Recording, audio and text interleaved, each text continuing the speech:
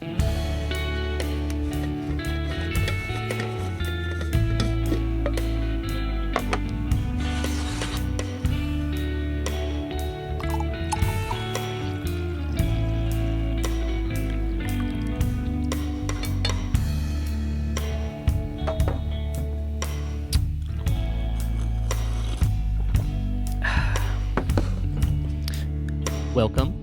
This is a mic tier list type thing where I'm going to be testing out my microphone inventory collection that I have available for the band Aquawizard. So this is officially a Coffee and Cats Aquawizard thing where I do some sort of media theory thing. And today I thought it would be kind of neat to do two things at once.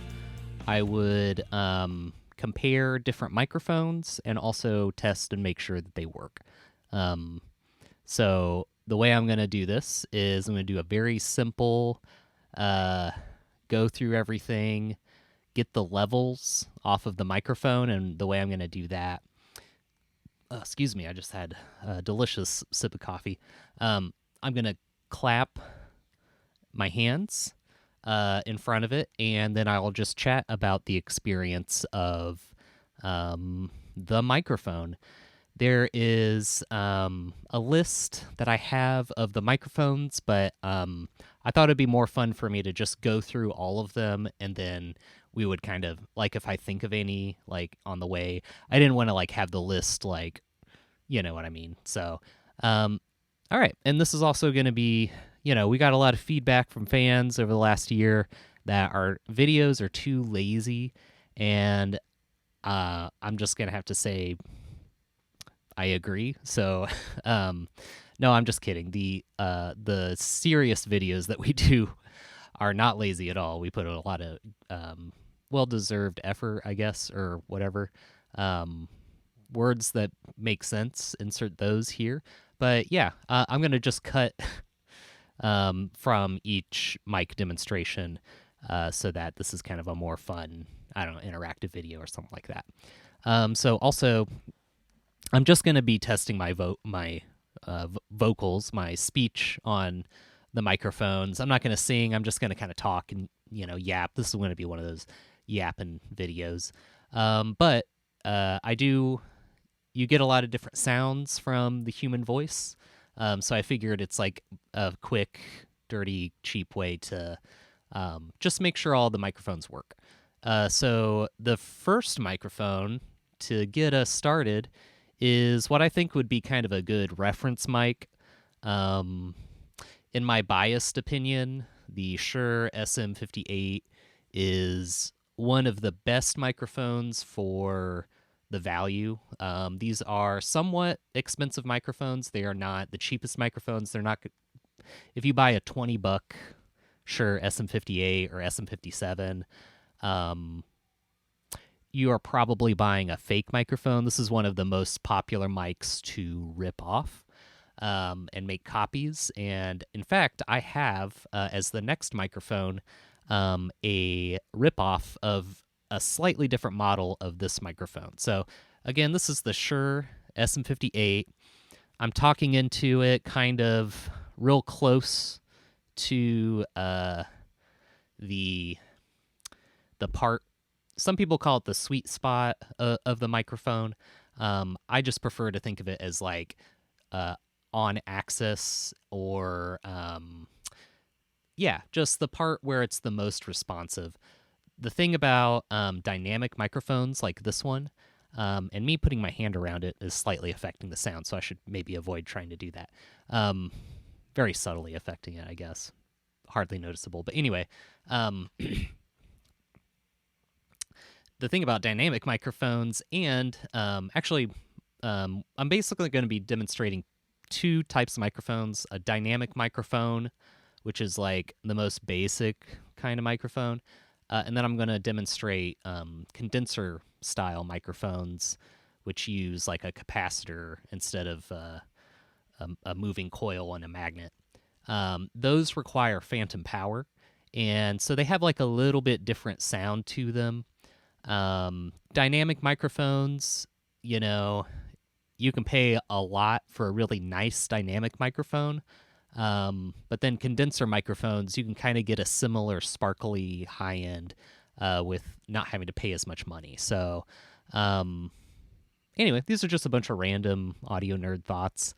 I'm in for all these mics. I'm going to be like right up on it like this, and then I'm going to try a few other mic positions. So right now you probably get like a little bit of noise from my laptop, which is like right here in front of me. So if you're more kind of back here, I'm a little bit farther away from the laptop and I'm speaking up just a little bit more, but now I'm more like it's pointing more directly into my face. And this should have like maybe a little bit more natural sound. Maybe in post, what I'm going to do for each of these sections is loudness match them. I already got the level by clapping and then just being like, just can I hear my voice? Hey, I can hear my voice. It's working fine. I'm naturally getting closer to the mic, but anyway, I've loudness matched this part so that you can get a fair comparison between me being right up on the mic versus me being a little bit farther away in a somewhat treated room. I've got like books and stuff and curtains up on the wall to kind of dampen the sound a little bit. But yeah, let's test it with it pointing away from the noise source so we can hear it reject the noise. And then I'll also talk a little bit so you can hear what way off mic sounds like. Okay, so now I'm like in the back of the room. I'm not directly behind the microphone rejecting it, but I do have the microphone kind of pointing away from my laptop, which is basically the noise source, but I'm also back here with the noise source, so you can kind of get a feel for what this sounds like. Hopefully that worked. But yeah, this is what I'm going to do for each one. I didn't really demonstrate the clap test, and it kind of is like this. So I just like peek it out. It is peaked out, but as long as it's not ridiculous, and then as long as my voice is good. I'm testing a few things there. What does it sound like when it clips? And where is generally the output of the microphone? The clap test is actually really unscientific because it is super easy to get a huge different level off of different claps. So it's not very scientific. So this is just kind of I've loudness matched the voice clip parts, but other than that, yeah, we're just kind of going into the preamp based on, but where does it kind of clip? So you get a feel for, here's a really loud signal, and here's what happens if it kind of clips a little bit. So, all right, so this is the Shure SM58. Let's go to the next microphone, which I'll get that out, and then I'll say what it is. So how about that? Sounds good.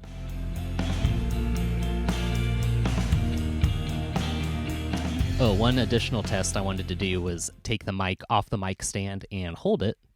So, so you would get, here's what it sounds like on the mic stand.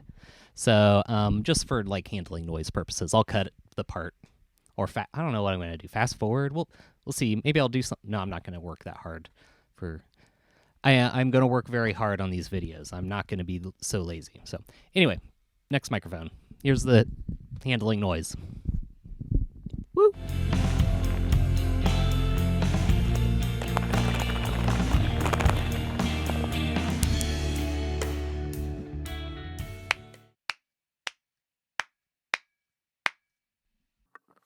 Okay. Oops. Bumped. All right. Up next, we have the, what is this? The GLS Audio ES-57. I don't have any notes on this microphone. Like I forgot to mention on the Shure SM58, my only note on that one is nice. So, and I meant to talk about my impression with it. So I'm so used to the SM58. That's the reason why I'm kind of using it as a reference microphone, so to speak. So here is the GLS Audio ES-57. So Shure has made a microphone called the SM57 for a really long time. The SM58 is that last microphone that we just had, basically exactly the same microphone, just with a different capsule. The 58's kind of made for voices. It's got a little bit of pop protection. The 57 is kind of made more for instruments or just general use. Fun fact, the SM57 is the microphone that the Office of the President would use for speeches and stuff for a long time. Now they use some other, I don't know what. But this is one of those knockoff microphones. And so, again, I'm kind of right up close onto the front of the microphone. It's a dynamic microphone, so it does not need phantom power. It just has a different sound. They tried to copy the form of the classic microphone look and feel and everything, but it kind of sounds a little bit more like a frog. My voice kind of sounds more like a frog is basically what I've decided on this. So I don't know if the high frequencies are a little bit different, I guess, and then the mids, I'm not quite getting as much low mid bass smoothness. It's kind of just sometimes it's there and sometimes it's not. So yeah, that's this guy. So here's me talking directly into it. I didn't really pop the last one, but and I didn't even really rank the last one. So much for this tier list. I think they just kind of all speak for themselves, is basically what I'm going to try to do, is just like, what do you think? Does this sound good or not? Does the ripoff mic sound better than the real one? Maybe. It's got a different sound. That's what I'll say. And it's not my favorite on my own voice, but that's okay. So now I'm a little bit farther away from the mic. Yeah, it's fine. It's not any. It's a little bit more pleasant the farther away you are from it, but then again, you're gonna have, noise and stuff.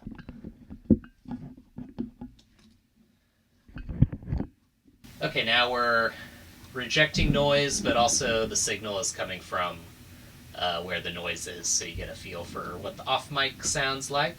Off mic right back here. And now we're back. Let's take the mic off the stand. Yay! All right, handling noise. So you can kind of hear me like my hand move around a little bit, I guess. And this has like a little knocky sound, whereas the 58 just kind of, yes, you could hear me handle it, which is normal. Like all mics have handling noise, but it doesn't seem like it had that rattling sound. So I'm using like good Neutrik connectors, and they're good cables. If you're curious about the rest of the mic signal path, I'm just plugged directly into a Matu or Mark of the Unicorn brand. They're 8 pre back when they were Firewire 400, and I have an adapter to plug into modern systems, so I'm due to get a new one, but the preamps on it, honestly, have been really good for the value, so I'm kind of using these for now. So it's my kind of reference preamps, and other than loudness matching, I think that's the only processing I'm doing. It's just loudness matching here. So okay, so this is again the GLS ES-57.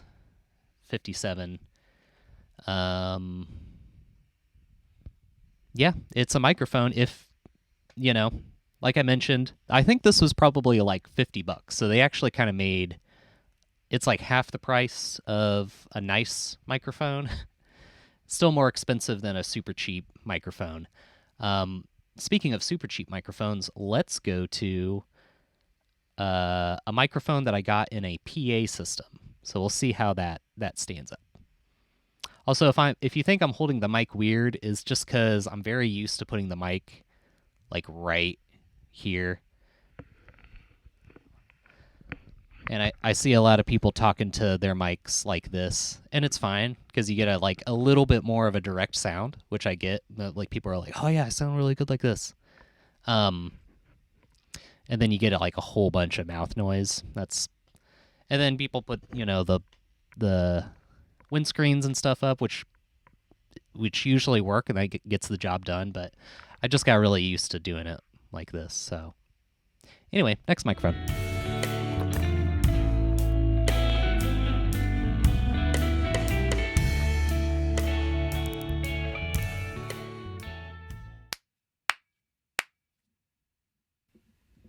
Hello, check 1 2. All right, up next we have, I don't even have the name of this written down. It is a Polsen I'm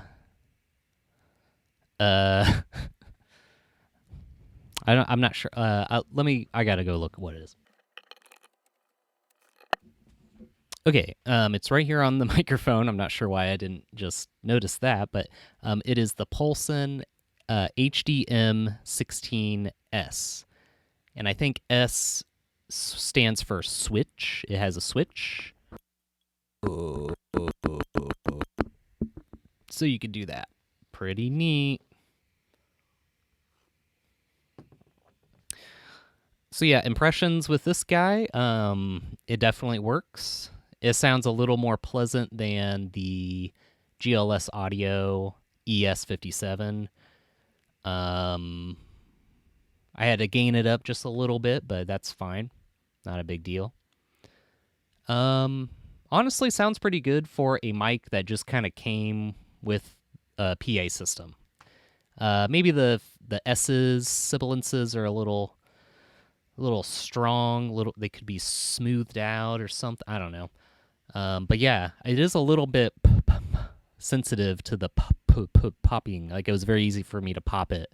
So you got to be a little bit careful with it, I guess. It's got a little less popping sensibilities. But yeah, I think if you use this as a microphone off a little bit farther away, I'm definitely missing the low end from it. I would like to have that low end sound. That'd be nice. I'm not even sure you can see this on camera, it being off mic, but at least you can see me. But yeah, anyway, this is it pointing away from my laptop. All right, let's hear it. In my hand. Handling noise, pretty normal, pretty good.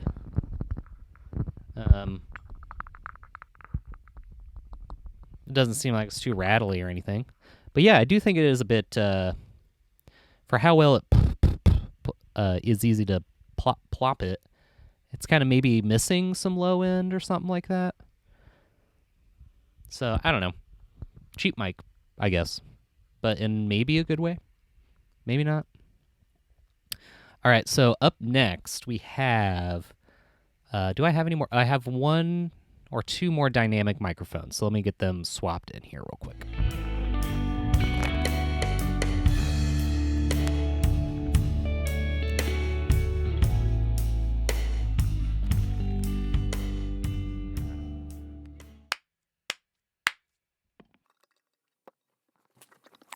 Okay.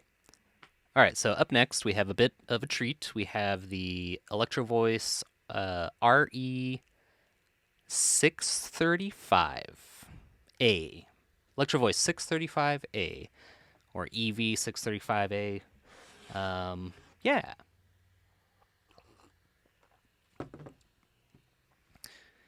So this one is an omnidirectional microphone, also still dynamic. It kind of is like a game show microphone.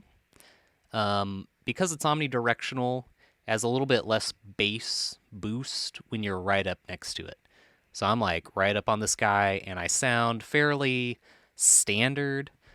These things are made to be very tough microphones, and they are also made to pick up a lot on that low mid range, and they're not very good at picking up on high frequencies. They kind of sound compressed in a way that's honestly not that great on my voice. It's fine, but if they had designed it a little bit differently, I don't know. This was like used all the time by reporters and all kinds of stuff back in the day. It was pretty relatively cheap back in the day. You can buy modern versions of them. I don't know if they're overpriced or what, but yeah, something that's kind of neat here. So yeah. So yeah, often you would have this microphone, like maybe a couple feet away from somebody, and they'd be talking in a room, kind of something like this. So this is kind of its bread and butter. Also, since it's an omnidirectional microphone, you can't. I mean, you can kind of tell when it's on axis like this, but it overall picks up the same level all around it. I'm like pretty much right behind it right now. And like I said, like you're going to get some frequencies hitting it a little bit more if you get straight on. But if you want to kind of cut out those high frequencies that are kind of zippy, you could go off axis with this thing. And since omnidirectionals don't really have a null, this might sound about the same-ish if I'm like way off mic and it's pointed way away. Other than the high frequency stuff I was talking about, so. And also, where this thing kind of shines is being held. So for an old microphone, that's like pretty good noise handling, and in terms of like low frequency rumble,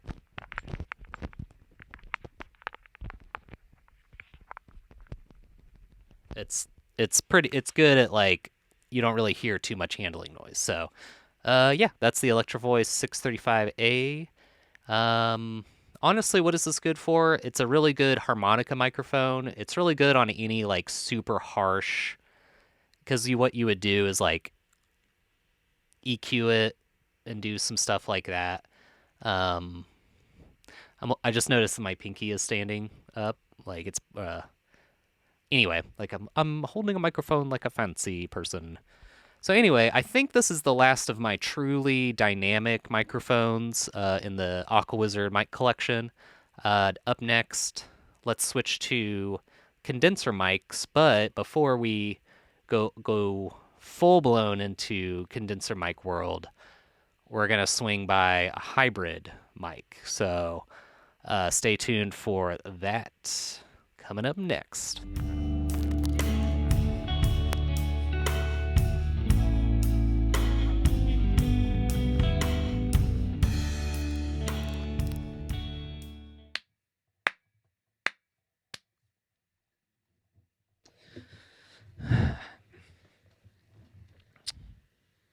Well, this is it. This is the serial number 161 Blue Ball microphone. That is what it's called. It is the Ball, and it's developed by the company that was called Blue. And it even says Blue right on the front. This is the ball that got it all rolling. When podcasts were a thing, it's difficult to talk into the right spot. I got to be like down. Okay, hold on.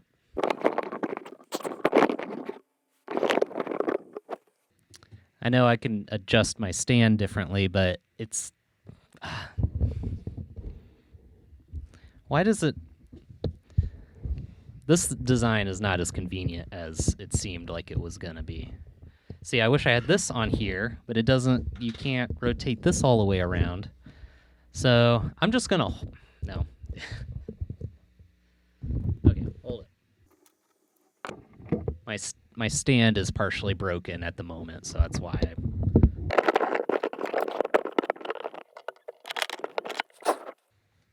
The Ball microphone from Blue, it's a very convenient microphone. very easy to talk into the sweet spot. I just, what am I doing? I don't know. What am I doing with my life right now? We're reviewing the sound of these microphones. So this is the one that started it all, right? There were microphones before it, and there are microphones after it, and I don't think they're a company anymore, but a lot of people still use their microphones and swear by them. I have another blue microphone that's a little bit more professional grade, but this is actually a very professional grade microphone. This is like one of their first designs, and what they did was they took a dynamic microphone and put condenser microphone circuitry in it. I feel like I'm just getting, it's fine. So what they did is they it's so easy to breathe into this thing. I just don't know why it's a podcaster microphone, because I feel like if I'm listening to myself and I'm on the sweet spot right here, and if I just move a little bit or anything, and if I breathe the wrong way, it's just, this is a stressful microphone to be in front of. I wonder why they didn't, they're not so popular, and I wonder why people use SM7s now instead. Anyway, what was I saying? This is the blue ball, and it sounds pretty good, honestly, for what it is. You just have to be in the right spot, and it was, from what I remember, it was like more expensive than your Shure SM57, but because it was such a new company, there weren't so many clones of it. So I got this a pair of these with my roommate at the time. We went in on a pair, and it was affordable used. So if you find some used, they're an interesting thing to have in your mic collection, and I like using them on toms because they are pretty easy to position if you have a telescoping mic and you remove the washer so that you can get a little bit more rotation out of this, so you can do a little bit more fine adjusting. But then the unfortunate thing is you can't have a big washer on it because it blocks the rotation thingy in here, which doesn't it should have been recessed a little bit more to make room for this stuff. So maybe if you want to mod it so that you can have one of these in here, and then so this thing doesn't fall like that, sure, why not? But anyway, it's the blue ball, and I have a second one that I'm going to test real quick. So, but let's just get the normal tests out of the way here. So I've been up on it. Okay, here I am, a few feet away from it. I'm trying to stay in front of it, but as you can see, you can't really point it. You can't really point it outward. And like I've already talked about with it, it's kind of hard to angle it without having a thing to stop it. So you just have to be crafty with it, I guess. I don't know.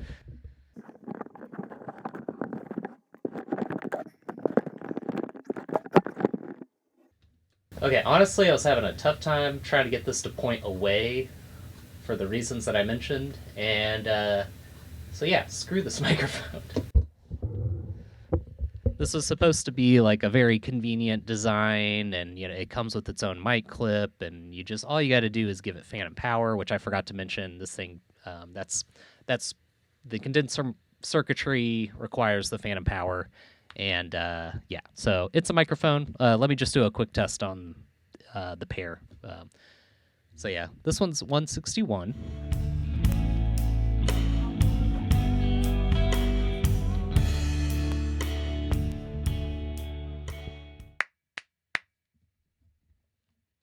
Okay, and here is the other one. This one is serial number 150. So that's pretty nifty. I didn't even write that down. I just came up with that. Huh? Pretty fun. Okay, so it sounds about the same. I'm very confused on where I'm supposed to talk into it, so that's great. Noise rejection test. Noise rejection test here. Oh yeah, I forgot. handling noise. Let's check it out. First, physically remove it from the stand. It's its own mic clip. And now my hand is grasping onto it. Or I'm holding onto the mic. Actually, to be honest, this is not the worst way. Like, it's kind of maybe a little bit bad for the connector, but putting your hand behind the microphone, there's not like a big sound difference. I'm being a little dramatic, but yeah, you can definitely hear me handle it no matter what I do. And it's super awkward to hold, and so that's the blue ball. Fun.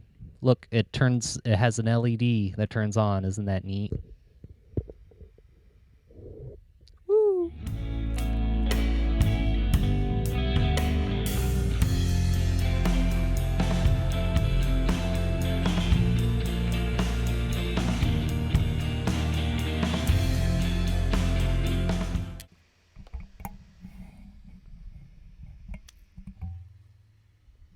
That was nice. The noise just fizzled away. And now I gotta orient myself. Here we go. Okay, hopefully I'm still looking good in camera, because this is all done in one big shot. This is the Blue Baby Bottle. That's what it's called. Some context. They made...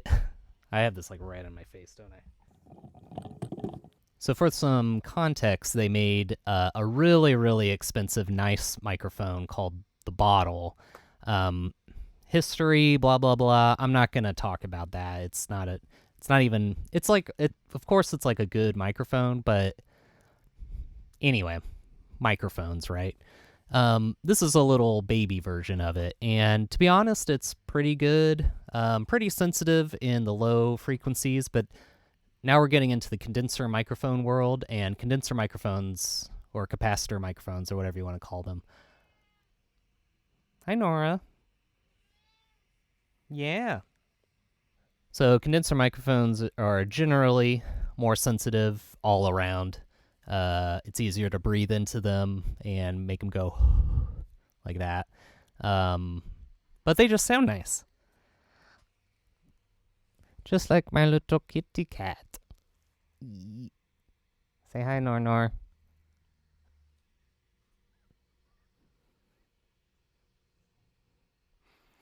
She's not naturally a very talkative cat.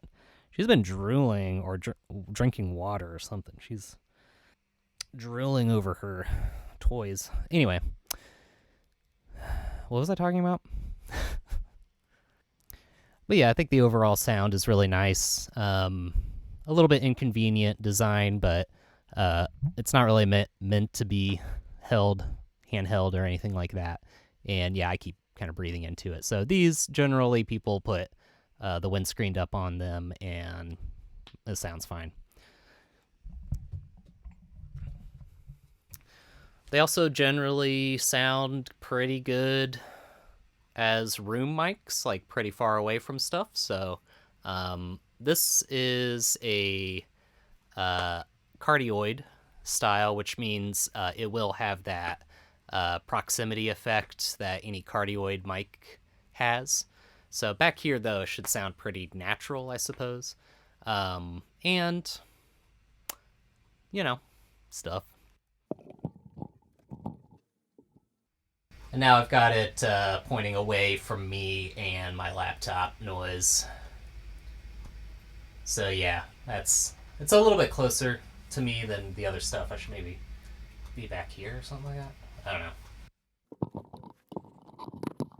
I can't really demonstrate the handheld with some of these microphones, so we'll just skip that for some of them. So let's keep on going with some really nice condenser style microphones. Up next, we've got something that's a little bit more of a classic, a little bit more of a vintage.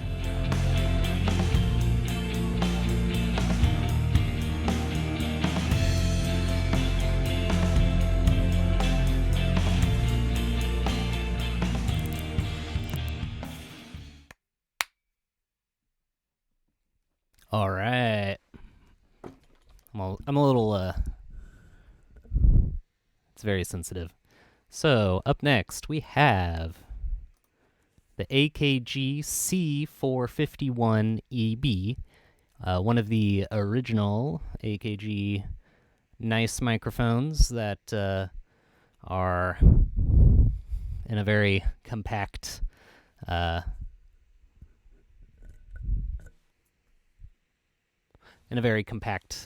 form. These are super duper sensitive microphones, so I am right up on it. I don't have the windscreen on it.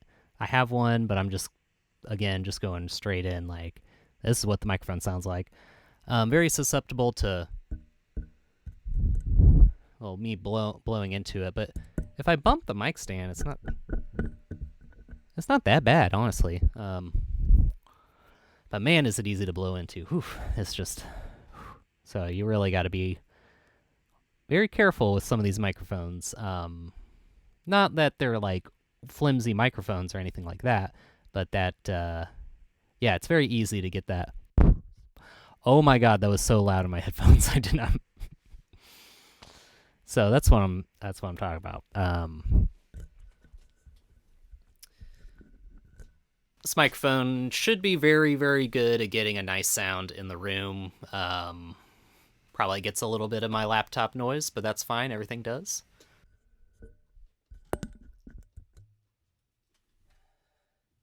Off-axis sound.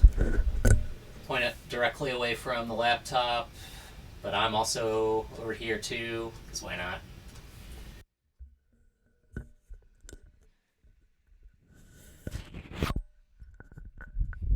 Fun bonus is that you can hold this microphone. Handling noise is pretty good for what it is, but I think if I do bump this into something, it'll really explode again, and I don't want it to explode.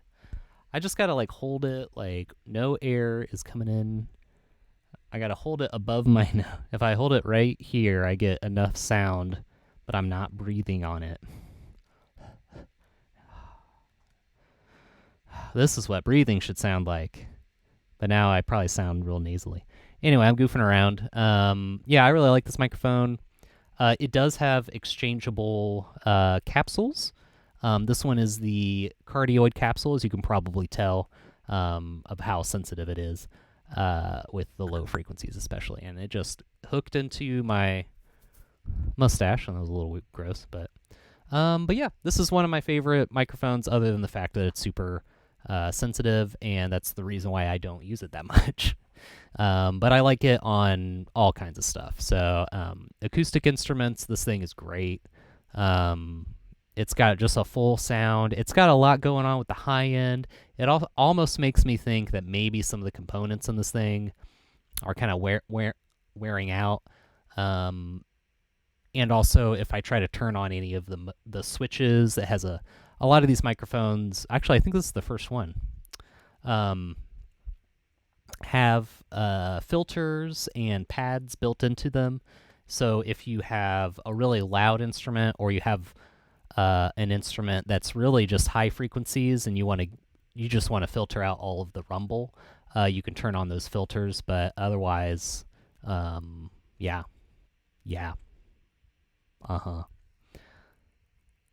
Pretty good mic. All right, now let's switch to some not so pretty good mics that are also condenser style.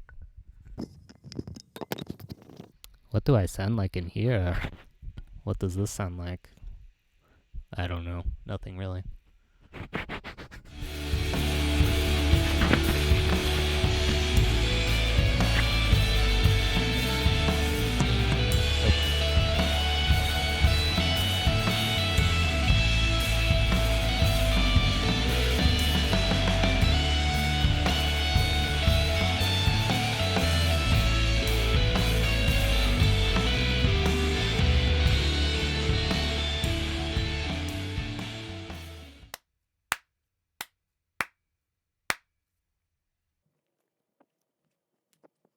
Not sure what you're thinking, but maybe you're thinking, oh, real funny, Sean, you forgot to put on a microphone. It's just the cable.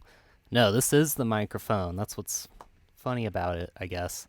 This is a company called Naiant that made this, and this is the X-Q microphone. It is an omnidirectional electret. I forget. It's an omnidirectional capacitor or whatever, condenser microphone, and pretty cheap. It's just this and a connector, and not too expensive. They were very affordable, brand new. I have a pair of them, and so I will test the other one too, but pretty fine for a cheap condenser microphone. If you just need a couple extra mics for whatever, why not? Why not this guy? It works fine. The high frequencies could be better. It doesn't have that bass boost from a cardioid style microphone. So, but yeah, otherwise, it works. Pretty decent as just general room microphone. Maybe it's going to pick up some high frequencies a little bit more, which is in some situations can be nice. Other times it just might pick up more like fan noise, ambience, stuff like that. And since it is an omnidirectional microphone, pointing it away from stuff isn't really going to change the sound too much, but you know, it is pointing away from stuff. You can hold the mic, and it works pretty well as a holding mic. Basically zero handling noise with this. The only noise you're really going to get is if you blow into it, and it's really not that bad. It's not like, oh, it's, it's exploded. Like that last mic, I was like right here with it, and I barely breathed into it. It would explode, but that I think is primarily because of the cardioid versus omnidirectional. So omnidirectional mics like this guy will generally not explode if you breathe into them, usually. I mean, you can do this to them and they will sound like this, and it'll be a little rough to hear. Just trust me. But if you're like this, it's cool. All right, let me make sure the other one still works.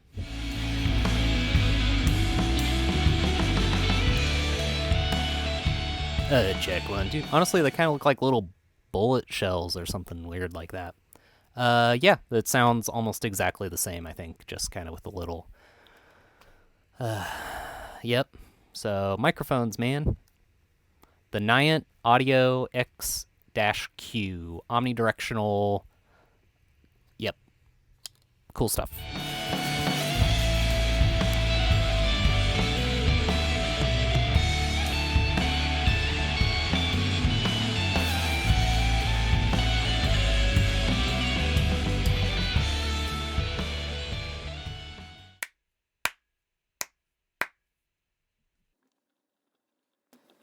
Still working on the angles here, but up next we got a bit of a beast. It is the PPA LD-Three.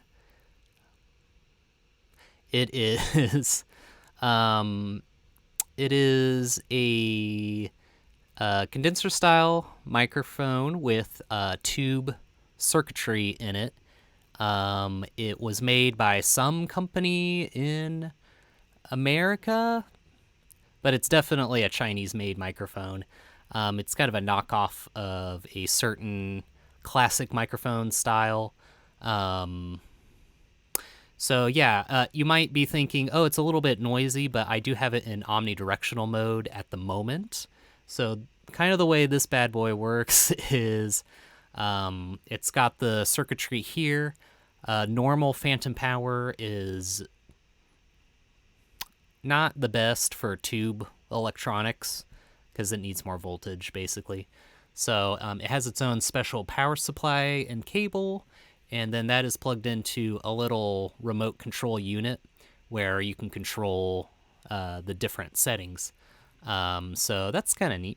So right now I have an omnidirectional, so it's picking up the fan noise from my computer because it's pretty close to that. the cool thing about this is you can switch between 3 different pickup modes. You can do omnidirectional like we're doing right now.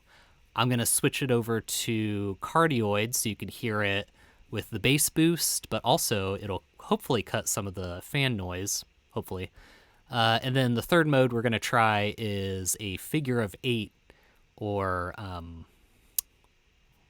infinity circle, or what else is it called? Like a 2-sided. There's like a third name for it that's escaping me right now, but a figure. It's basically both sides of the microphone. So we'll hear what the back of the microphone sounds like, because that sounds a little bit different than the front. So that'll be fun. But yeah, this again, PPA is the company. The model is LD-Three. There are a lot of these microphones out there that just take a certain design, copy it. Sometimes they do a good job. I think this one, it might be a little bit noisy right now. I'm not totally sure. Again, I'm probably just thrown off by the fact that the omnidirectional is probably picking up more from the laptop than I would like. But yeah, so but yeah, omnidirectional mode when I'm right up on it.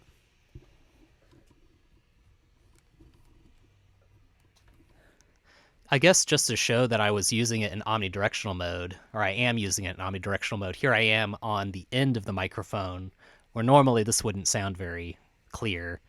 And here I am on the back of the microphone. It does sound a little bit different on the back. And it actually sounds pretty clean on the side. So it's kind of interesting how different sides of the microphone sound. The front, in my opinion, always just generally sounds the best because I think they tune it that way, but you do have different options, you know? If you were doing an interview in the room, you might just have this out pointing at them in omnidirectional mode. I'm not really sure, but this is kind of what that sounds like.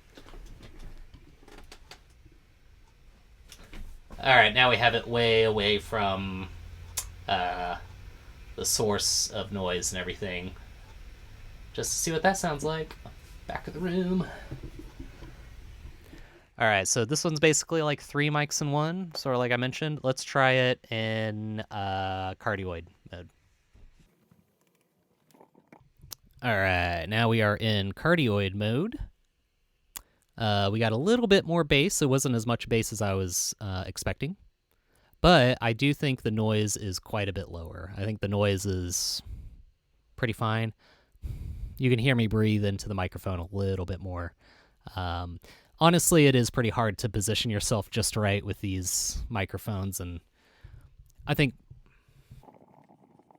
most people would have their microphone kind of like this. I hope I'm not off camera too much, but most people would have it kind of more like this, or maybe even upside down. But the reason I got used to the sideways is so that you don't have to, so the shock mount doesn't have to be strained all the time. This is a little easier on the shock mount. And honestly, it's more out of my way. It's more out of my way ish. It's back here now.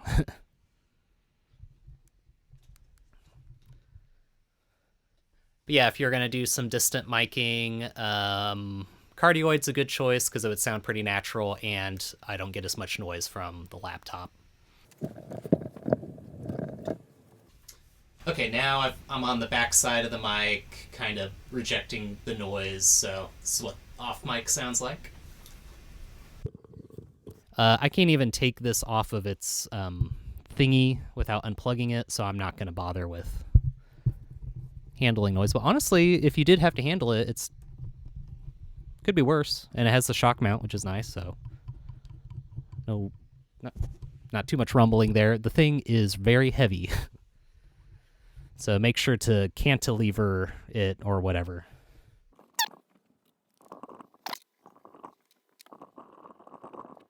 Okay, this might look a little weird, me talking into it like this, but trust me, I now have it in the figure 8 pattern, and I've tried to put the noise from the laptop into the null, which is now the side.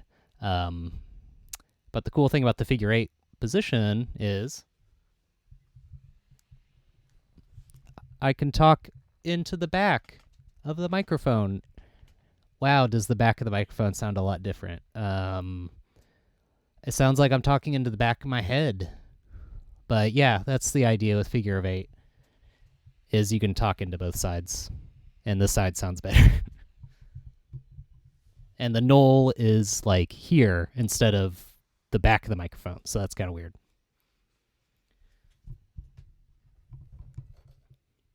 If you had some noise in the room that you wanted to reject, like this laptop, you could kind of do that with a figure 8 and still get like a roomy sound. So that's neat. Also, I forgot to mention that figure 8 has a little bass boost, but not as much as cardioid. And in case this is off, there you go. Okay, this has almost definitely been off camera the whole time, but yeah, getting myself right into the knoll with the noise, so you really just have room tone here. Figure 8, man. All right, well, I think this is gonna bring us to close to the end. I am gonna do a couple more meme microphones as kind of a bonus, but this I think is the end of the serious microphone section. So thanks for sticking around, and stick around for a few more silly microphones.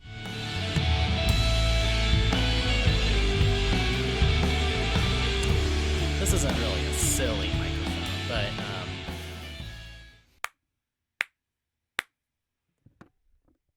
this is the Zoom H4n.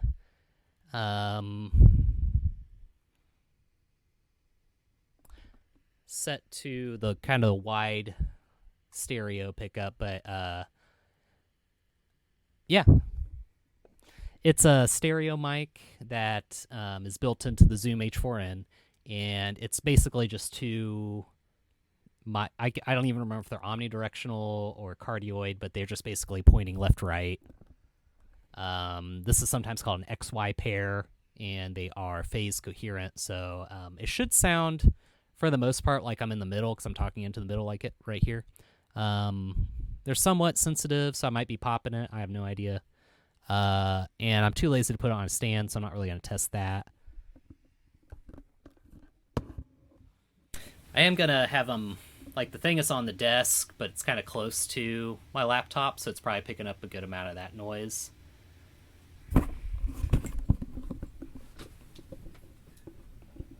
But if you point it away from stuff, I think it'll probably be, you know, whatever. It's not picking up anything. It hasn't been picking up anything this whole time. No, it has. It's just... I might have had the level a little low on this thing, so apologies if there's like a little extra internal noise. I'm not really trying that hard with this thing. Just kind of curious. Compared to everything else, why not?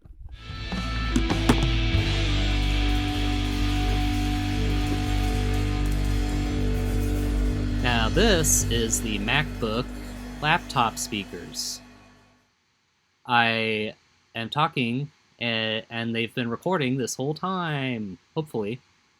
Yeah, MacBook laptop speakers. I'm not gonna try to do anything else. Now this is my iPhone, I think. I don't even... Did I say speakers? MacBook speakers? It's been I've been rolling now for almost an hour and 14 minutes. So I'm getting a little brain dead. I meant to say on that last one, MacBook laptop microphone, and then now I'm talking into the Apple iPhone 16, whatever. I think it's just the base model, 16. I don't really know. And I'm talking into its microphone. But I'm really far away, and I don't feel like grabbing it, moving it, and I gotta remember to orient myself this direction so you can see things. All right, I've got one more meme, but I don't know how I'm gonna plug it in yet.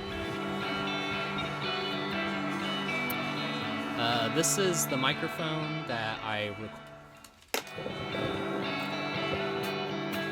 This is the microphone I use to record some of my very first demos of music. It is it's some sort of Windows 95 era, Windows 2000 era microphone that plugs into your microphone port, but I no longer have a microphone port, so I don't really know what to plug it into. And look at that. It's just a little, these are what are called electric condenser style microphones, and I'm really tired. I didn't drink enough coffee during this episode, so that's all. Thanks for watching. I stopped ranking them basically right after the first one, so probably my favorite, best microphone, still the SM58.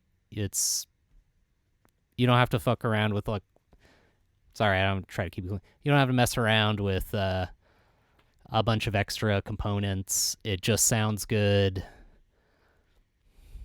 You know, you should find the super rare, expensive microphone, and it just sounds okay. The handling noise. The AKG C451 EB sounds really nice, but it's just so finicky.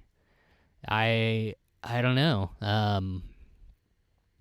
The Blue Baby bottle, pretty good microphone all around. But yeah, I would say Shure SM58 wins this competition. A lot of close runner-ups. But yeah, other than that, just appreciate everyone, their curiosity, and I hope that this was kind of an interesting dive into different audio nerd stuff. It helps glue together the music. These are the things that capture the sound, that give it that character, other than just, there's so many components. There's what you perform, there's the environment that you're in, there's the room that you're in. The microphone is just like one of those things that helps you dial in or focus in on the thing you want. So I hope that maybe some of the demonstrations of, like, oh, I'm rejecting the noise on this thing, gives you an idea of what, how microphones are used as tools, basically. So, sweet. That's it. Thanks for watching.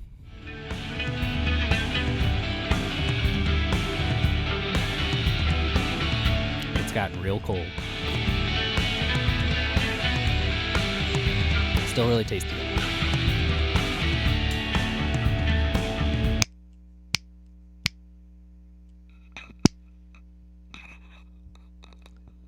Emergency flash update. I'm back with the original microphone from a project that I would like to just briefly announce the release of the new F-band remaster. There was so for more context, yes, I got this microphone working, and as you can see, all I had to do was plug it into the Zoom H4n, and it has this tiny little microphone jack in the back, because why not? And there's a special type of power that it's supposed to take. So, but yeah, this is the old microphone that I used to record this project back from about 2004 to 2006. We had better microphones by 2006, but we had released an album called We Suck, and the band at the time was called the F-band. And so I would like to announce the 2026 remaster, the 20th anniversary edition, deluxe edition, available on Bandcamp. Link in the description. But yeah, to finish out this thing for real, I'm putting it to the test here. So I'm doing my normal mic positioning here, kind of eyeballed. This time I did the snap test instead of the hand clap test, because I got to hold it, and I don't want to, like, clap my hands while I'm holding it or whatever. But so if you're, like, right up on it like this is, I guess, the handheld test too, because what do you use to put this on a stand? I mean, it's so tiny. Fit there.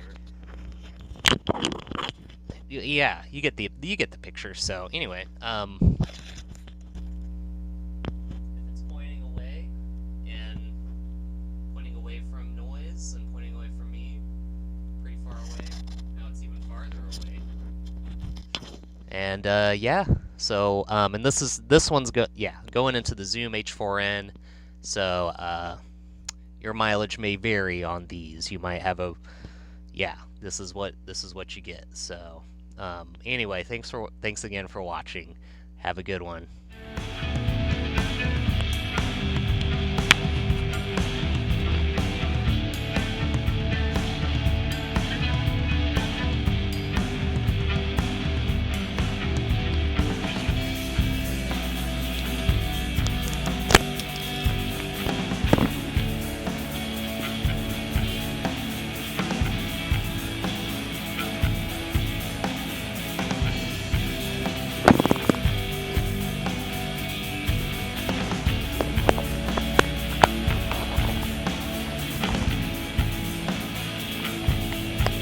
Thanks again for watching. Aquawizard.